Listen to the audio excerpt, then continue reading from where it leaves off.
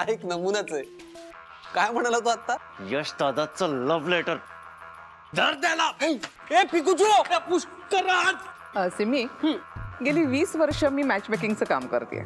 You know, देव सुद्धा जेवढ्या perfect गाठी बांधणार नाही ना लग्नाच्या, तेवढ्या मी बांधते. म्हणूनच तर मी तुम्हाला इथे बोलवलं. आणि आमच्या यशचं म्हणाल तर मी जरी त्याची काकू असले तरी is just like my son. Pushkaraj, Pushkaraj, ए पिकुचू पुष्कराज इकडे देते. पुष्कराज, पकड पकड त्याला. पुष्कराज, पुष्कराज, इकडे टॅक्सी. पिकुचू पुष्कराज, पुष्कराज.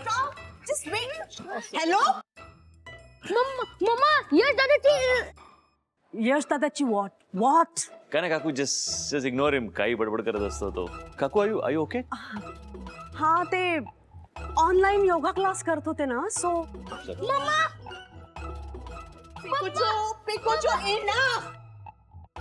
तुला कळत नाहीये, आपल्याकडे पाहून गेस्ट आलेत आपल्याकडे, त्यांच्यासमोर असं वागतात का पिकुचू? पण मम्मा मला माहितीये तूच काहीतरी मस्ती केली असणार म्हणून यश दादा तुझ्या मागे धावतोय. जा तुझ्या रूम मध्ये जा. पण मम्मा अभ्यासाला जा. गो.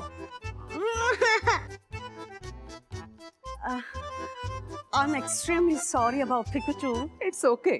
मुलं मस्ती नाही करणार तो कोण करणार? Of course of course. यश, वेट.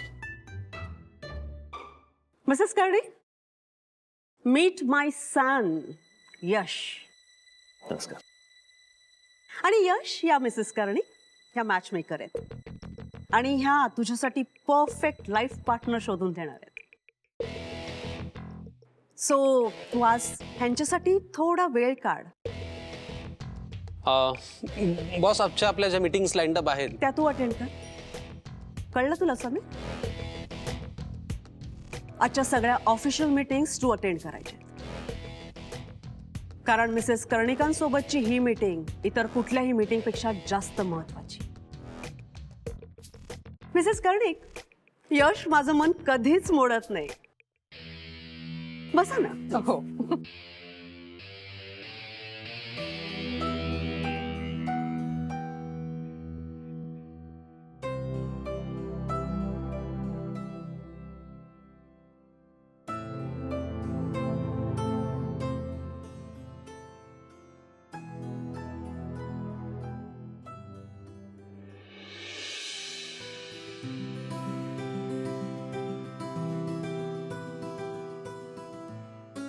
नमस्कार. ही आमची गुड्डी. गुड्डी हे रमेशराव, त्यांच्या आई, त्यांचे बाबा आणि त्यांचा मित्र.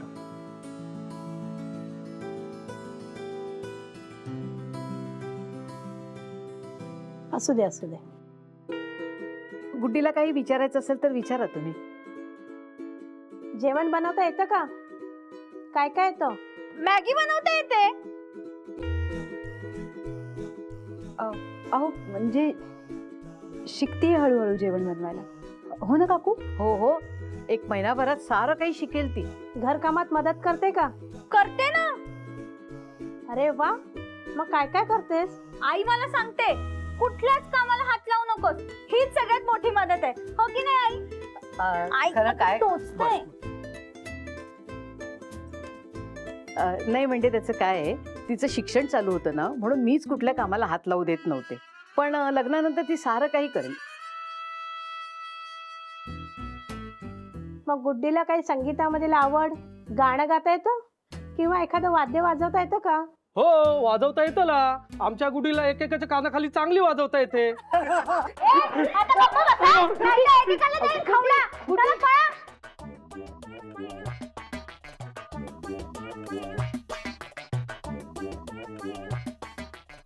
शाळेतली टार्गेट पोरं येतो, काही लक्ष देऊ नका. हा, गुड्डी सारं काही करेल लग्नानंतर.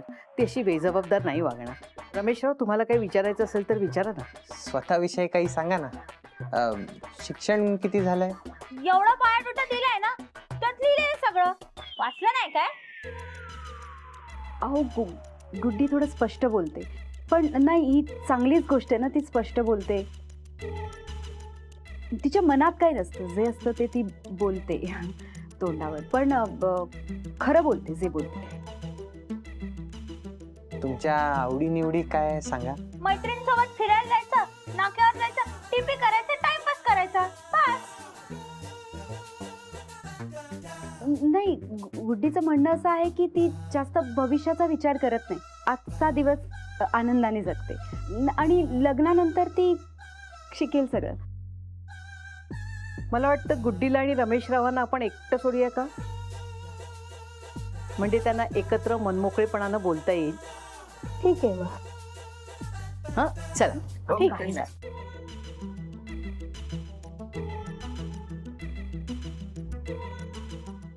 नमस्कार सर. नमस्कार. तुमच्याबद्दल खूप ऐकलं होतं. आज प्रत्यक्ष भेटून खूप आनंद वाटला. मलाही तुम्हाला भेटून खूप आनंद झाला.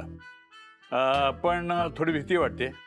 कसं आहे, आमच्या सीमानी असं काही प्रपोजल आणलं ना की मला जरा घाबरायलाच होतं.